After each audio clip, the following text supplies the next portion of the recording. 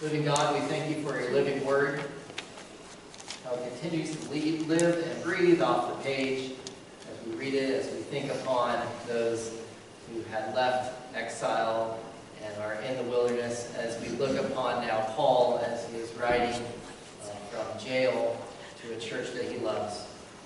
Make it be new and living to us now as we open our hearts to receive what you have to say to us today. It's in Jesus' name I pray. Amen. I will be reading Philippians 1, verses 21 through 30.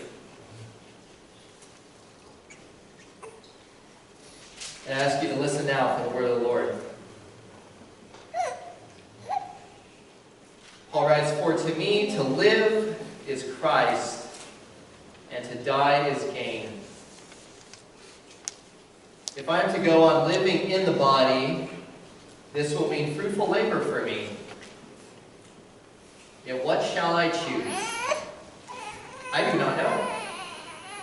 I am torn between the two. I desire to depart and to be with Christ, which is better by far. But it is more necessary for you that I remain in the body. Convinced of this, I know that I will remain, and I will continue with all of you for your progress and joy in the faith, so that through my being with you, again, your joy in Jesus Christ will overflow on account of me.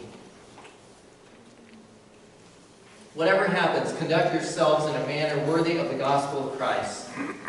Then, whether I come and see you or only hear about you in my absence, I will know that you stand firm in one spirit, contending as one for the faith of the gospel, without being frightened in any way by those who oppose you.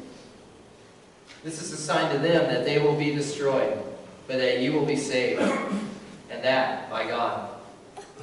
For it has been granted to you on behalf of Christ not only to believe on him, but also to suffer for him, since you are going through the same struggle you saw I had, and now hear that I still have." The word of the Lord. Thanks be to God.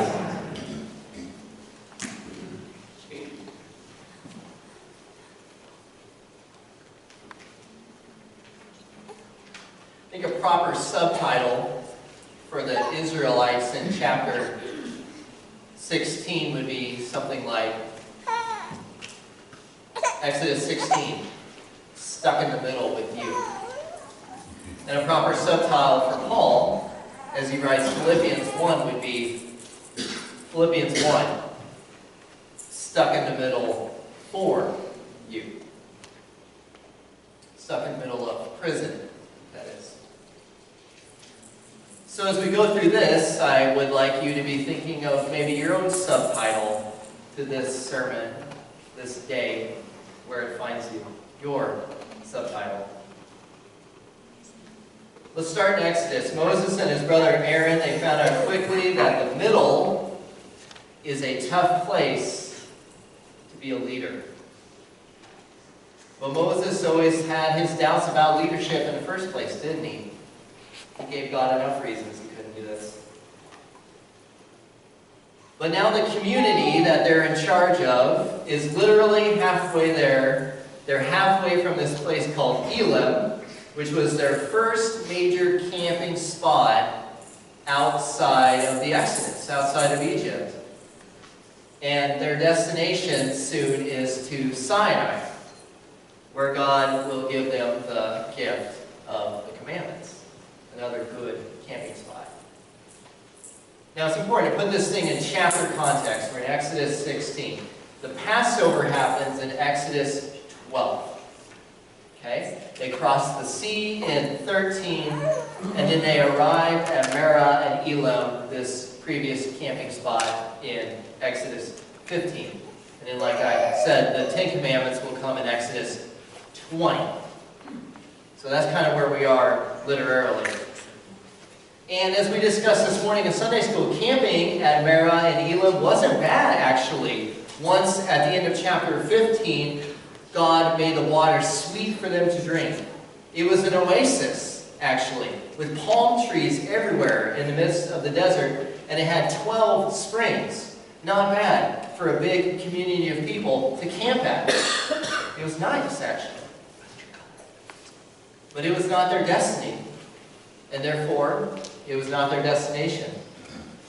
So they set out in the desert, going someplace, somewhere else, away from the springs. And it turns out that halfway is where things start to get tough. Halfway is where things start to take a turn when it's a community. Are we only halfway there? You ever think that, hear that? Think of the longest sustained thing you've ever done in your life.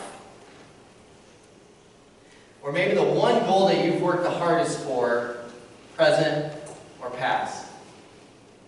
Or just think of your hero's journey that you're on right now, because you're all on one. Now I want you to think about that middle, halfway point. Except for in this case, that's not even fair, because the Israelites didn't even know that they were halfway between point A and point B. They just knew that they were in the middle of nowhere. Stuck, maybe. What they did know was that they were tired and they were hungry, and I think we can agree in more ways than one. So they did what tired and hungry and stressed out people do when present day life starts to stink. They grumble and they complain. Yes, that's what we do, right? But they also do something else we like to do, and that is to develop a rosy and a bit of a revisionist history of their past, where they came from. You see, Israel's hunger and stress got them to thinking about the past, where they had come from. Now let's not kid ourselves about their past. They were slaves. There's nothing rosy about their past. They had no identity. They did not own themselves. They worked and they worked and they worked, and not even to create something beautiful for themselves or their God, but they created it for a king that they did not even believe in. But in all of that, though, there was one thing that they had, though. And that's what they say. They said, if only we would have died back there in Egypt. Not out here in the middle of nowhere. But why back there? What was better? Because there we actually sat around pots of food and meat. We ate all the food that we wanted. And now you, Moses, brought us out to the middle of nowhere to starve to death. And I reiterate, it's tough being the leader in the middle. If only we would have died, but our bellies would have been full. Because I think we need to understand, they didn't just want to go back to the way it was, their life before in Egypt. They wanted to give up completely. To give up their lives at this moment in time. Moses and Aaron needed a miracle. Because they were stuck in the middle with you. And the middle is a tough place to be. Kind of like being stuck smack dab in the middle of a harsh sentencing. Philippians must be read as a letter wherein Paul sees his own possible death near in the hands of the state as a very real possibility as he's writing it. His writing in the midst of imprisonment and in the middle of an unknown future has become inspiring and cannot miss gospel, I think, when you read it through the lens as he was writing it. Because while being stuck in the middle is no place to be for anyone, Paul's faith somehow lifts him up and out of that. So he writes and as he writes, he pastors these churches right through these bars, right through his imprisonment.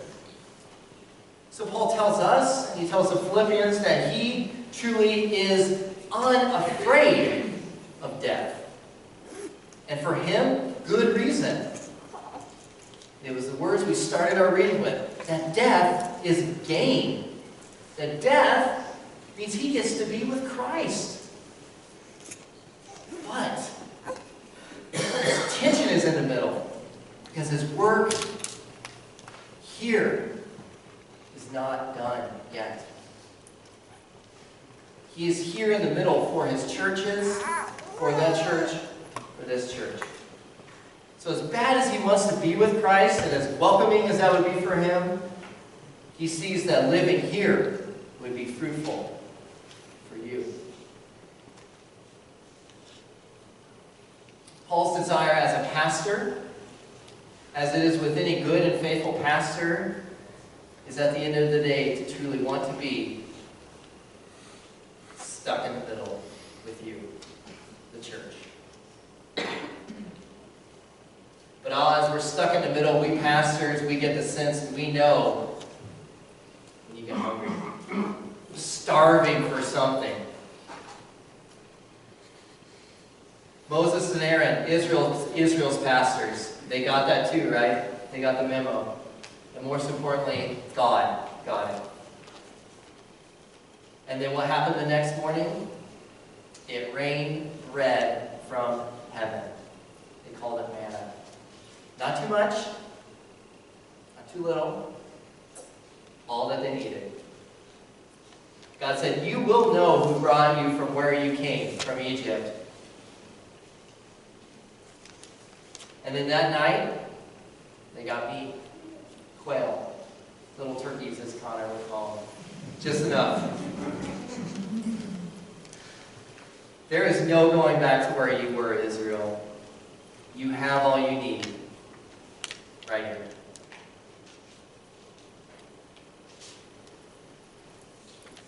You too may be right now in the middle of your Exodus journey.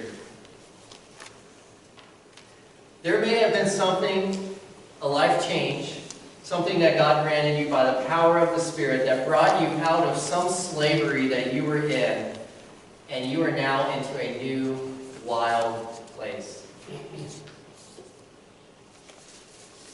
But the reality is you may be tired, you may be hungry, and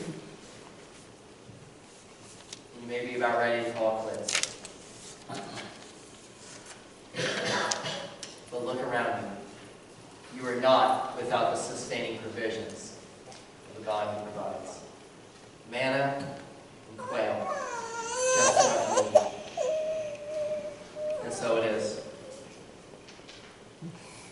You've journeyed together as a church for a number of years now. I joined the journey just about 4 years ago, just over it. That's all. That's it. And we remain in the middle of a journey, a great journey, that is the church. So let us be reminded, it is biblical truth that the middle is not the easiest place to be. It has never been easy. It will never be easy. Because I see that you're hungry for choice food. Starving after it even. Now there aren't too many grumblings, right?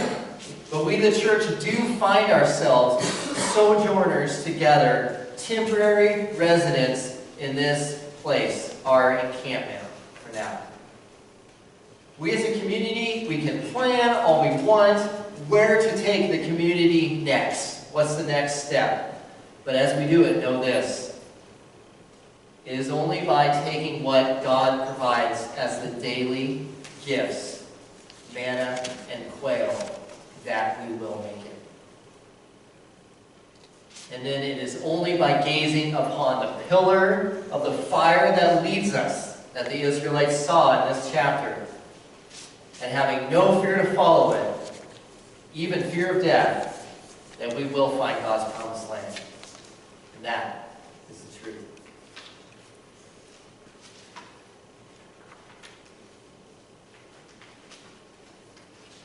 And then how about you?